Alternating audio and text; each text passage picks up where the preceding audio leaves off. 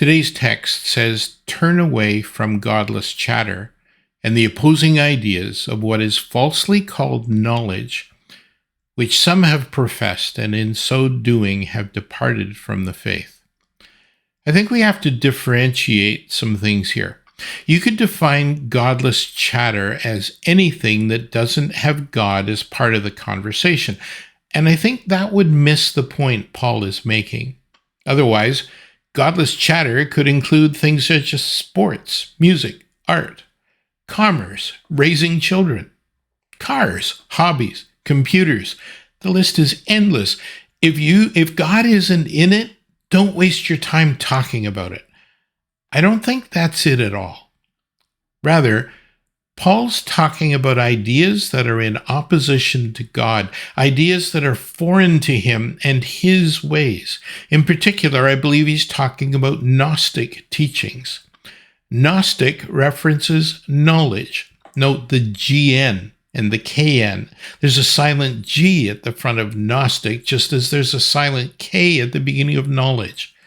And more specifically, secret knowledge that only the initiated are aware of. Those with special knowledge, revealed to them by those with that special knowledge, arrogantly believe that what they know surpasses what others know, as the secret truth. Secret societies are built on having what others do not have. It creates a level of elitism that says, I know something that you don't know. In the early days of the church, Gnosticism was teaching a number of false doctrines, including, but not limited to, only what is spiritual is good. Matter, therefore, is evil. Since Jesus was spiritual and good, he could not have also been physical, which is evil. Jesus only appeared to be physical. It was all an illusion. Therefore, Jesus' death on the cross never actually happened. Man has no free will. He's forced to behave and think in particular ways. Asceticism, self-denial, and self-mortification will take you to a higher spiritual plane. Antinomianism. Grace frees us from the moral law. Since the soul and the body are separate and have nothing in common, what you do with your body is completely disconnected from what you do with your soul.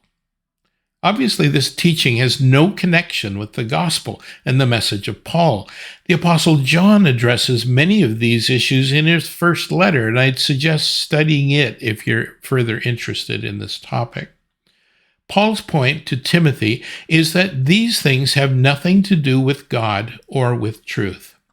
Truth has turned into a volatile topic in our generation. People often talk about knowing your truth, which is really your opinion, and that truth is relative or non-existent. But even that's not a new concept. When Jesus was put on trial in front of Pontius Pilate, the governor says to Jesus, "You are a king." And Jesus answers, "You say I'm a king. In fact, the reason I was born and came into the world is to testify to the truth. Everyone on the side of truth listens to me." And Pilate retorted, "What is truth?"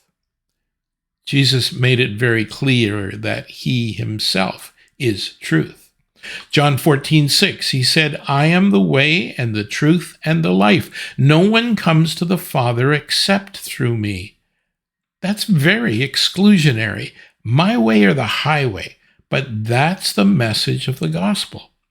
In Acts 4:12, Peter said, "Salvation is found in no one else, for there is no other name than Jesus under heaven given to mankind by which we must be saved."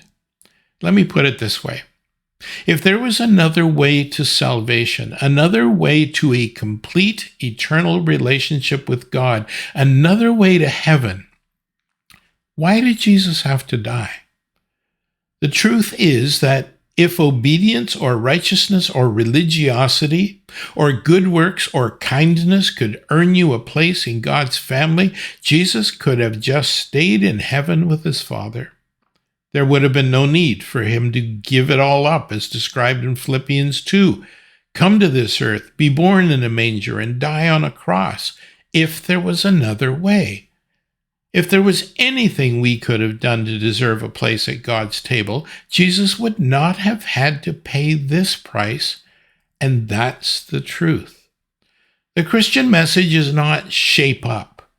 The message is that we are incapable of shaping up without his divine help. We are doomed without him.